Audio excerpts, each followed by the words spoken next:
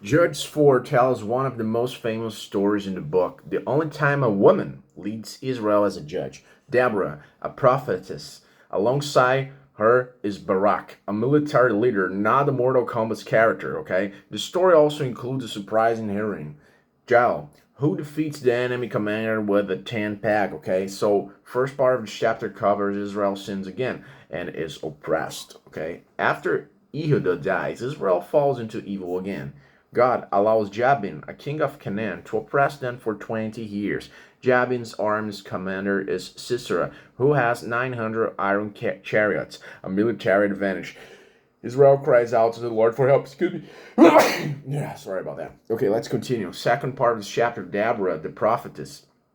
Deborah is both a judge and a prophet.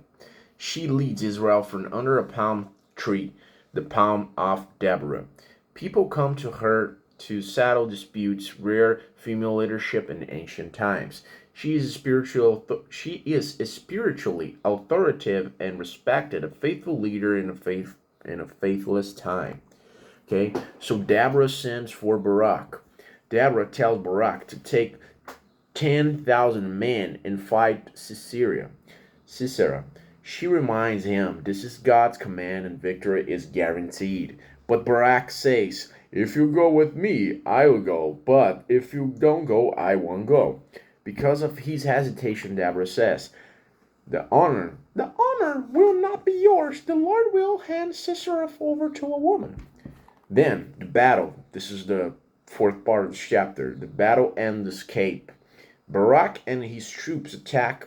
God sends a miracle storm, implying Judges 5. You'll see that. Causing mud that neutralizes Sisera's chariots. Sisera abandons his chariot and runs on foot.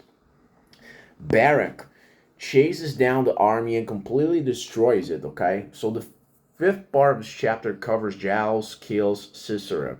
Sisera flees to the tent of Jael, the wife of Heber, the Kenite. They were at peace with Jabin.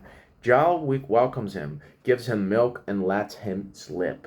While he sleeps, Jael drives a tent peg through his head, killing him, okay? So, yeah. When Barak arrives, Jael shows him the body, okay? Very unusual. Okay, God used a woman, not a warrior, to take down the enemy commander, just as Deborah had prophesied.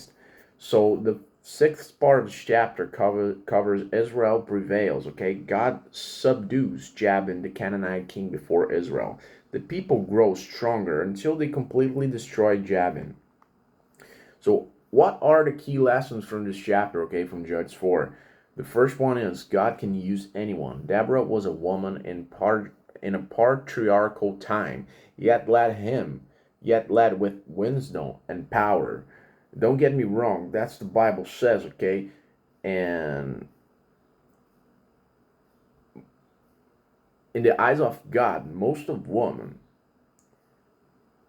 should follow a path where she's a mother, but it doesn't mean that they are exceptions. You see, that I think Bible emphasizes that with this chapter. Like most of women, they're not like leaders, but there are exceptions. That was emphasized here. Okay, so second lesson: victory belongs to God. It wasn't chariots or armies, but God's intervention, likely via storm and mud. Okay, so third lesson: human fear can delay, not deny God's will. Barak hesitated but still obeyed. God just used others for glory, okay? Fourth lesson. Jael shows boldness and justice. In an unexpected twist, a known Israelite woman finishes the battle. So Judges 4 shows that leadership and courage can come from respected places. God works through Deborah's wisdom, Barak's obedience, and Jael's daring act to defeat a powerful enemy and free Israel. The glory didn't go to the army, it went to the faith of those who follow God's call. Okay, so don't forget to hit the like button if you like this video, or drop a comment if you didn't like. Say what you didn't like exactly, and I see you in the next one.